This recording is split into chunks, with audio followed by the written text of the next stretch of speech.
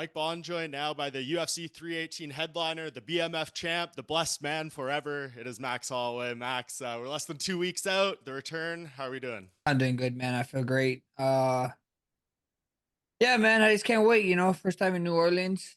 I get to face a former rival, so it's gonna be a good time. I want to go back a bit because we haven't heard too much from you outside of the video blog since the Ilia fight. You announced that you were going to change the weight classes like a week after. What Uh, was, I guess, the process throughout that week, and how did you ultimately come to the conclusion this was the move? just, I mean, I felt like I did everything at 45. I felt like I did what I did. I got to fight. I had the opportunity to fight the Poirier at that weight class. He was the hot thing there, and we're going out there and going from 55 coming back down to 45. I just figured, man, 55 is much funner. I get to eat a lot. I get to eat a bunch more. And I just get to do my thing at 55. So at the end of the day, it was a no brainer to just stay there. We had unfinished business, like I said, at 45. So that's why we went back down. But we're here now, and I can't wait. And there's some fun matchups for us here at 55. So it's even Yeah. more better for me. Tell me a little bit about the transformation because the last two times you did it for the first or the second Dustin fight, and then the last one with Gaethje, like they were kind of pit stops. I'm sure it was somewhere in the back of your mind. Maybe I have to make 45 again one day. Now that's gone. What is it Uh, been like prepping? Yeah, for sure. I mean, the last 55 fights, I was like, hey, I had business that I wanted to take care of going back down a weight class. So we went hard and we did it the right way, but still yet we knew like, hey man, if the weight gotta come off, the weight gotta come off. So at the end of the day, without having that, I mean, I don't know what the UFC or I mean you guys are the ones that vote on the rankings, right? I don't know what you guys are thinking and keeping me the number one contender there because that's kind of ridiculous. I'm not going back to 45. I'm over it. And it feels good. It feels great, man. I mean, just being able to certain days when you go harder and being able to recover good with meal, eating a little bit more protein, putting a little bit more supplements in me is much more better than just toughing it out. So at the end of the day, without that in the back of my mind, it's a great feeling. I was gonna ask that. You're still number one. I don't vote in the official UFC rankings panel because I think there's a little bit of like bias. I don't want to get yelled at for the exactly what we're doing right here. So I'm not to blame, but yeah, you want tell them it's time, get you out. It's ridiculous. I don't understand. I mean, the rankings period, bro. I don't get it. The rankings is just it's just all over the place, man. You know how I mean, we go back to the Gaethje fight. Gaethje was the number one contender when I fought him at 55, and he was ranked 5 or 4 at the time. I Mm-hmm. beat him. You know what I mean? And the way I beat him, I thought was cool. I felt like things was going my way early in the fight. During the whole fight, I felt like I had control of the fight, and then to finish the fight with that point down in that moment, I thought definitely when the rankings come out, I wouldn't come out at number 9. That's just ridiculous. And the guy was stood at 5 or something or 4. So at the end of the day, the rankings is they're all over the place. So like when I see and even with Ilia, Ilia coming up, as soon as he announced he was coming up. They took him directly out of the damn 45 one and they left me at number one contender. So that was more like I was like, what the hell is going on? So, at the end of the day, I don't care. The ranking is cool, the ranking is fun, but how much times we see where guys who rank at a certain position saying that not getting a title shot. I mean it took me 12 fights to get a damn and an interim title to get a title fight at 45. So the rank like I said, man, the rankings is whatever. I mean, I'm glad I'm at 55 now. You know, we can stir up the rankings right now. The rank it's a lot of people keep saying there's a way to the title. I have a history with the champion. I have a history with the man who just fought the champion. So then they first things first is Dustin Poirier, of course. But Yeah. rankings doesn't really mean nothing. It's showing. Anybody can step up in anytime. UFC come knocking at your door. You just gotta be ready. You caused me to pull them up now, and yeah, that top six at lightweight is crazy. You're ahead of Dustin and Justin and Charles Oliveira ahead of you, and you have wins over both of them. So it doesn't really make sense, but here we are. You'll have the chance to change it up in a few days here, Max. For sure. You're gonna be the first to attempt to, or I guess Justin tried to defend that BMF belt, but if you win here, you'll be the first to successfully do it. Is that like a thought going into your mind with the BMF? Did you think they would bring it back for this fight after the last one, or what was your thoughts when they mentioned all that? I mean, not really. It is what it is. Just another fight. I'm fucking on three in one trilogy. I'm not trying to I'm not trying to be on three and two trilogies. So that's the main thing going through my mind, right now. So and then they, it's BMF. The BMF title is cool and everything, and making history is great. But the main thing, the main history I ain't trying to make is trying to be a man who fought two different trilogies and went 0 and 3. So at the end of the day, I'm focused on going out there, getting my hand raised. Shout out to DP. He a diamond. He's a beast, bro. He's an animal. He's a legend. And I know it's his last dance, but I gotta play the spoiler here. I need I need this one. You look back at the Volk trilogy, I still, those first two fights, I thought great case that you won. The third one was probably, the most decisive for him. Uh-huh. What do you do to make sure, I guess, this time, like the first two Dustin fights were what they were, to make sure this one, is dominant on your side? I just gotta go out there. I just gotta go out there and do what I do. You know what I Yeah. mean? Fight the way I fight. And just remind everybody, you're only as good as your last fight. And my last fight wasn't so good. So at the end of the day, uh, we're looking at things. We're making sure we're covering all our bases, and we're gonna go out there and you guys are gonna see July 19th, man. I can't wait, man. It's gonna be something special. I've been telling you guys whenever I fight, tune in. If you're trying to get new friends, new family members into the UFC, tune into one of my fights. But with Dustin, this being his last fight, Dustin is a fan favorite. He turned a lot of people into fans. I'm sure of it. And when you mix me and him, man, it's gonna be a fun one. This is last dance, like he said. He's gonna try to go out there with a bang.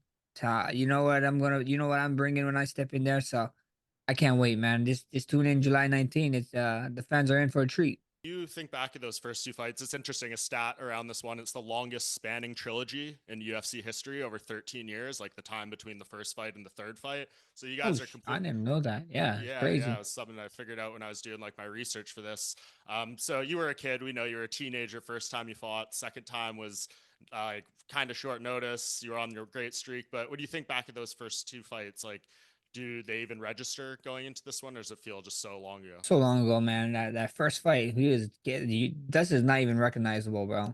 Me or Dustin's not No. recognizable. Like, what the hell? Who the hell is these two people? And the second fight, it is what it is, man. I like we went out there, we did our thing. I thought I did enough. I obviously didn't. Three people sitting ringside had a decision and it went the other way. So there's nothing to do to cry about spilled milk. We just gotta worry about the next one. So I'm straight focused here, and I can't wait. Dustin's an animal. He's a beast, but like I said, man, this is last dance. So I gotta be spoiler, but it's gonna be a fun one. He said when I talked to him a few weeks ago, like he wants this last fight to be another war, wants to go out in a knucklehead fashion. He said wants to bleed in there with you. You already did that with him though. You already bled in there for 5 rounds. Like, is this your turn to get the dominant one sided win, kind of like he got in the first fight, maybe? Yeah, for sure. I mean, the only right way to get a trilogy done, I guess, now with me and him is first one he got the sub. I mean, second one he won decision. So let's figure out this trilogy. Let's hopefully get a KO on this one. With me being on the on the winning side. So that would be cool. But at the end of the day, it is what it is, man. He's a hard fight. Like you said, I know what kind of fight. When you think of Dustin Poirier, you know what kind of fight he's gonna be in, and him even saying it out loud now only confirms it, and it's gonna be fun, man. I can't wait. Hearing those words, hearing you tell me that excites me.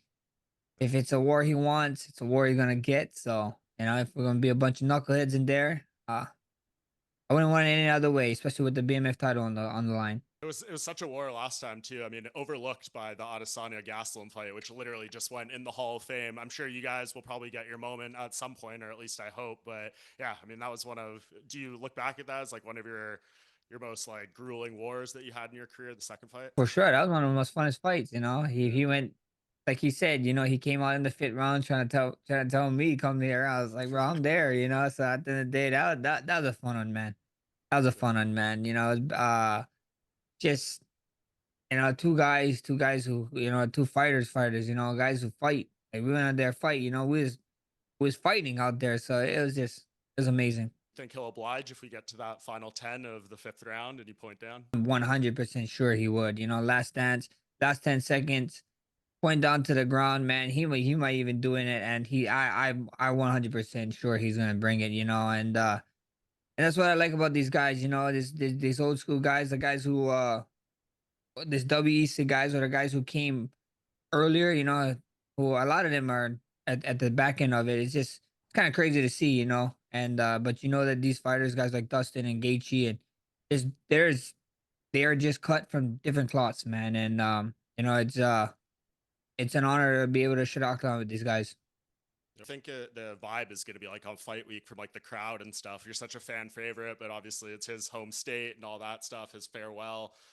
Is this going to be a rare time where you're kind of maybe the bad guy? I mean, I should be.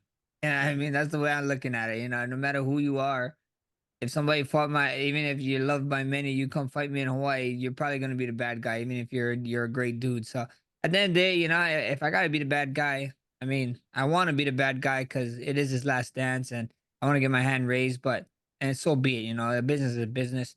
At the end of the day, I'll be a bad guy for maybe the week, 25 minutes, and after that's all said and done, I'm not one of these guys that I hold grudges or whatever. Whenever we get in the octagon, we solve it, and Dustin don't cross the line with a lot of talking, and a lot of his fans don't cross that line either. So at the end of the day, it's super easy being a bad guy against someone like Dustin. You know what I mean? Because after it's all said and done, it's a fight. They understand that, and then it's just on to the next. I guess going into this one, I heard an interview with Mark Ratner talking about them doing this event for Dustin there, and he got asked, like, what about the other side of this fight? Can we maybe get this moment for Max one day? And he's like, the UFC would love to do that. Like, if we could get him his moment in Hawaii. So I don't know. I know Mark Ratner's not the authority, but I thought it was interesting when he was talking about this. Like, he did bring up, Max is a person we'd love to do something like this for as well. I know that's your final fight, probably isn't in mind, but hopefully before then.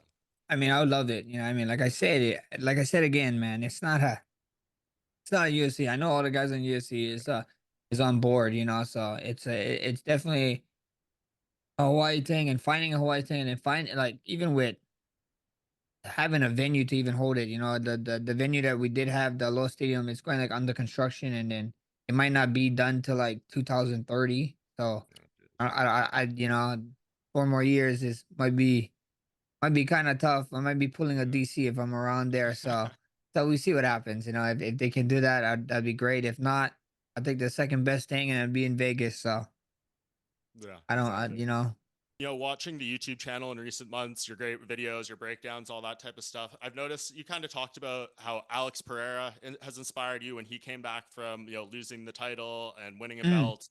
Volkanovski as well, 2 KO losses, coming back and doing that. How you've obviously, never been stopped by strikes before, first time coming off this, looking at those guys and getting motivation from that. How important was that to, I guess, your mental process in coming back from a moment you've never experienced before in your career? it's huge. You see these guys do it. Especially I even one guy got the shit outgun with a bunch of times. So it's amazing to see. And then it's just funny because people are gonna say people are just gonna keep doubting you until you do it. So at the end of the day, I have an opportunity in front of me. I got Dustin. Dustin is first. Like I said, I have history with a bunch of the top guys, and I'm sure there's a lot of the top guys that want to fight me too here. Now I'm in the lightweight division. So at the end of the day, is everybody can just keep talking, but it comes a point where you got to do. So I did this before. I climbed tooth and nail to get back to title shots. Wasn't victorious in them, but here we go again. We're one step. We're in a new weight class, and it's super cool. It's super cool seeing the stats of how many double champs there is, and I want to be among those guys. So if we get here, then so be it. So first step in the right direction is gonna be July 19th. I go out there, I get my hand raised. What did you think of Ilia's victory over Charles Oliveira? I know you said it was kind of 50-50. You wouldn't have been surprised if either guy won by stoppage like Mhm, early on, mhm. but obviously Ilia did what he did. What did you think of how it actually went in I reality? man, that's just vintage Ilya, right? Like I think you go in there and you walk forward towards a guy like Ilya, that's what's gonna happen, you know. And then I think that was vintage Oliveira too, going in there, walking straight towards a man. You know what I mean? And he was taking the shots early, but you only can take a certain amount of that shots. Like I said.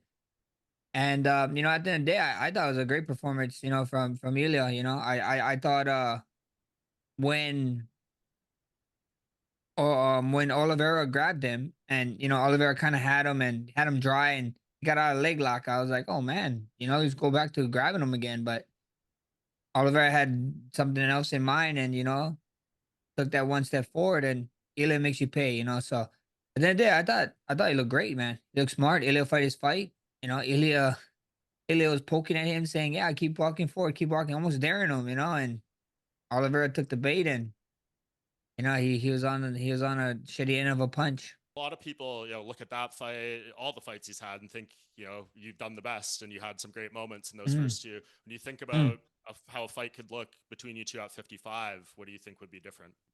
We just have to find out, right? We're gonna the people keep saying what I said that fight. We're gonna find out Saturday night. So a 55 fight, we just gonna have to find out. So first things first. I mean I was over the moon. A lot of people thought so. I'd be like, oh my god, what the hell? Why is he coming to 55? I was over the moon when he announced he's coming to 55. And then when I found out he got the title shot, I was like, "Oh my gosh!" Even the title shot with both of them when they announced Oliveira Yeah, and win win. Topuria with the title shot, brother. I think I was the happiest man alive. I have history with two guys. They're figuring out my fight. You know what I mean? We have this BMF title, so I know old boy likes walking around with a BMF title, but if he wants a authentic one, where to find me. First things first is Dustin Poirier, like I said, but there's a lot of history, and there's a lot of history with two of those guys. I mean, a rematch with, I saw Oliveira talking about his injury in our fight.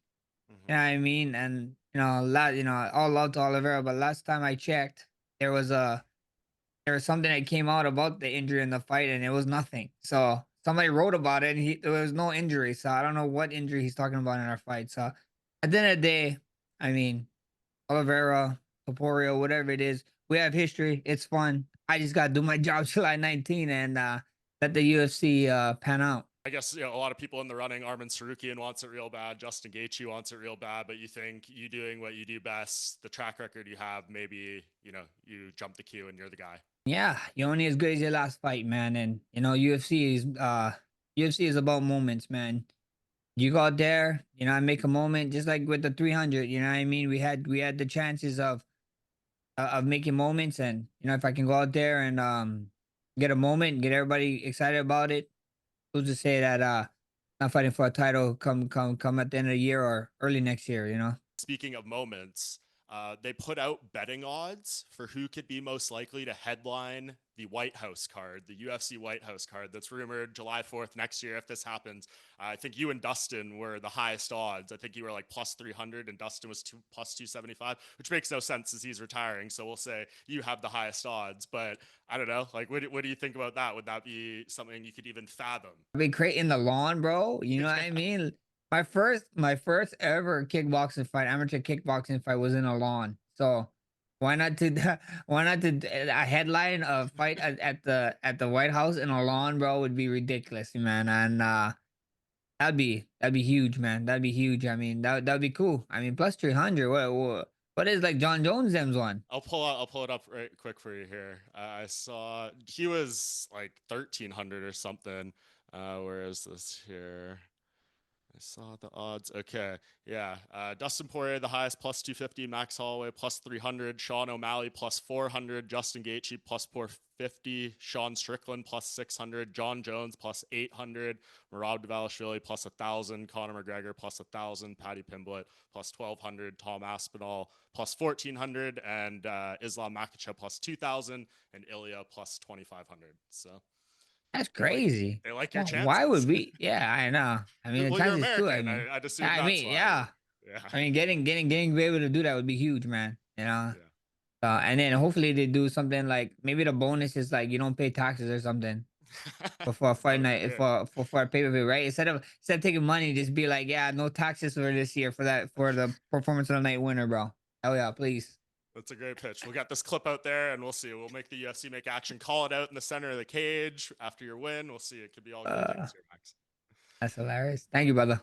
All right, Max, I really appreciate the time. I don't think you've done any real interviews like this since the fight with Ilia, so it means a lot that you took a few Nah, minutes to nah. speak with me. First one back, Mike. Thank you. So thank you again, bro. I'll see you up there. I'll see you when we get there.